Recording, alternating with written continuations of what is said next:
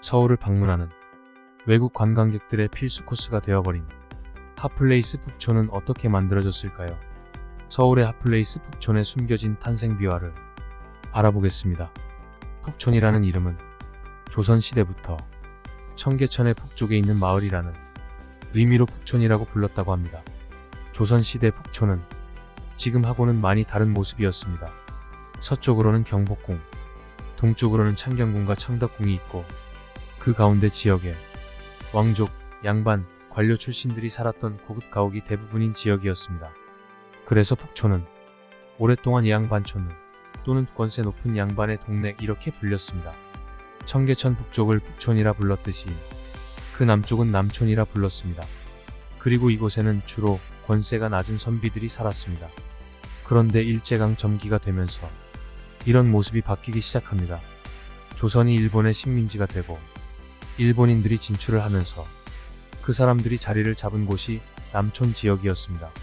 시간이 흐르면서 점점 더 많은 일본인들이 들어오고 지금의 충무로, 명동 이런 곳에는 일본의 관공서가 자리를 잡습니다. 그리고 뒤이어 은행이나 기업들도 자리를 잡죠. 처음부터 일본인들이 남촌 지역에 자리를 잡은 것은 북촌 지역에는 궁궐들이 있고 권세 높은 양반가들이 이미 자리를 잡고 있으니 상대적으로 정착하기가 쉬운 남촌에 자리를 잡은 것입니다.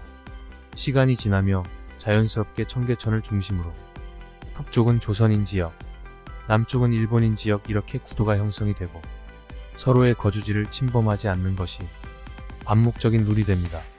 하지만 시간이 갈수록 일본인들은 계속해서 늘어나죠. 자연히 남촌 지역은 포화 상태가 되어갑니다. 이 문제를 해결하고자 일본은 관공서를 북쪽으로 옮길 계획을 세웁니다. 관공서를 북쪽으로 옮기면 자연히 사람들도 관공서를 따라 북쪽으로 옮겨올 테니 남촌의 포화 상태도 해결되고 북촌도 일본인 지역으로 만들 수 있다는 계산을 했겠죠. 먼저 남산에 있던 조선 총독부를 경복궁 안으로 옮깁니다. 그리고 순차적으로 다른 기관들도 옮겨오고 자연히 일본인들도 따라서 북촌으로 옮겨오기 시작하죠. 북촌의 땅값은 계속 올라가고 조선인들은 주거지 마련에 어려움을 겪습니다. 당시 경성 안의 조선인이 약 16만 명 정도였는데 그 4분의 1인 4만 명 정도가 집이 없었답니다. 그 시기 1919년 경남 고성에 사는 정세권이 경성에 사업을 하기 위해 올라옵니다. 경성에 처음 온 정세권의 눈에 경성의 부족한 주택난이 눈에 들어옵니다.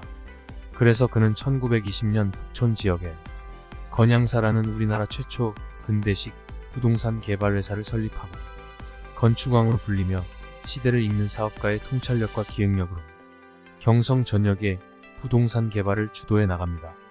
1920년대 경성의 인구 급증에 대한 정세권의 해법은 일제의 침략으로 권세가들이 내놓은 집들을 사들여 큰 대지에 한옥을 허물고 작은 계량 한옥을 대량으로 건축하여 싸게 공급하는 것이었습니다.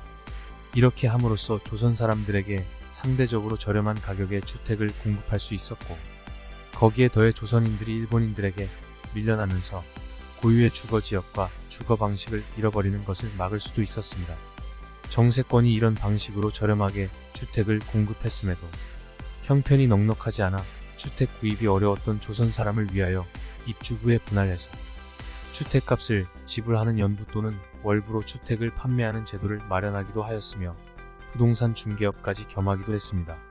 정세권의 대표적인 개발 사업으로는 1920년대 조선 왕조 종친인 이해승이 가지고 있다가 매물로 내놓은 누동궁을 매입하여 필지를 쪼개고 68채의 한옥단지로 재개발하였는데 이게 지금 익선동 카페거리 일대의 한옥들입니다.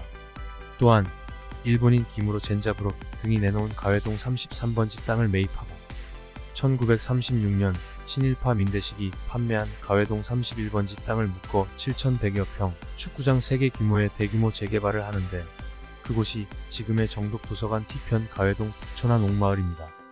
이 두 곳 외에도 정세권은 삼청동, 개동, 소격동 남쪽으로 장교동까지 서쪽 충정로에서 동쪽으로는 창신동 또 멀리 떨어진 명륜동까지 20여 년간 약 6,000채의 주택을 공급합니다. 그리고 1930년대에는 일본인의 확장이 왕십리 방향으로 이어지자 멀리 왕십리, 행당동, 뚝섬의 땅까지 대량으로 매입하여 일부를 개발합니다. 이런 식으로 싼 가격에 조선인에게 주택을 공급하고 북촌 지역을 조선인 지역으로 지켜내었죠. 당시 서울의 한 해 주택 공급 물량이 1700채였는데 정세권의 건양사에서 300채를 공급했다고 합니다. 정세권의 이런 노력이 일본인들이 청계천 북쪽 지역인 북촌으로 확장하는 것을 막았다는 주장이 있습니다. 당시 경성에 살던 일본인들은 용산과 후암동의 서양식 건물인 문화주택을 짓고 살았으나 청계천 북쪽 지역으로 주거지를 조금씩 넓혀갔죠. 정세권의 이런 노력이 없었다면 청계천 북쪽에 적산가옥이 더 많아졌을 것이다 라는 주장이 있습니다. 이는 절대 과장된 것이 아닌 것이, 당시 일본인들의 거주지역은 주로 당시 조선 총독부가 위치한 남산 인근이었지만 이후 일본인들의 거주지역이 점점 북쪽으로 이동하면서 청계천 남쪽 지역은 한옥과 적산가옥이 50-50 정도 비율로 이루어지게 되었습니다. 그러나 정세권은 기존의 한옥을 개량하여 한국 최초의 근대식 개량 한옥을 만들었고, 이를 보급하여 일본인들이 정세권의 한옥 주거지역에 한국의 전통 건축과 한옥 대신 적산가옥을 지어가기 어렵도록 하였습니다. 이런 정세권이 단순히 부동산 개발 사업에만 그쳤다면 이렇게까지 기억되지는 않았을 테지만, 정세권은 식민지 치하에서 자수성가한 사업가로서 조선인을 위한 사회활동에 적극적으로 참여합니다. 조만식, 안재홍 등을 중심으로 세워진 조선물산 장려회에 적극 참여하여 서울시 지회를 설립하고 낙원동 300번지에 조선물산 장려회 회관을 지어 기증하며 조선물산 장려회의 재정을 담당하였습니다. 이때 일본 경찰에 끌려가 조선물산 장려운동을 하는 것은 독립운동을 하는 것이 아닌가 라는 취조를 받고, 오사카 사람이 오사카 물건을 사자고 하는 것도 독립운동인가 라고 당당히 맞서 석방되었다는 일화도 있습니다. 그리고 또 신간회가 창립되자 적극 찬동하여 서울시 지회에서 재정부원으로 활동하였으며, 또 이극로의 열정적 활동에 감명받아 화동 129번지에 조선어학회회관을 지어 기증하였고 재정적으로 조선어학회를 지원하였습니다. 이렇게 잘 나가던 정세권에게 큰 어려움이 닥칩니다. 조선어학회 사건 당시 후원회원임이 발각되어 1942년 11월 일본에 체포되어 함경도에 있는 홍원경찰서 감옥으로 끌려가 갖은 고초와 고문을 받고 투옥 중 지병이 발생하여 가까스로 석방됩니다.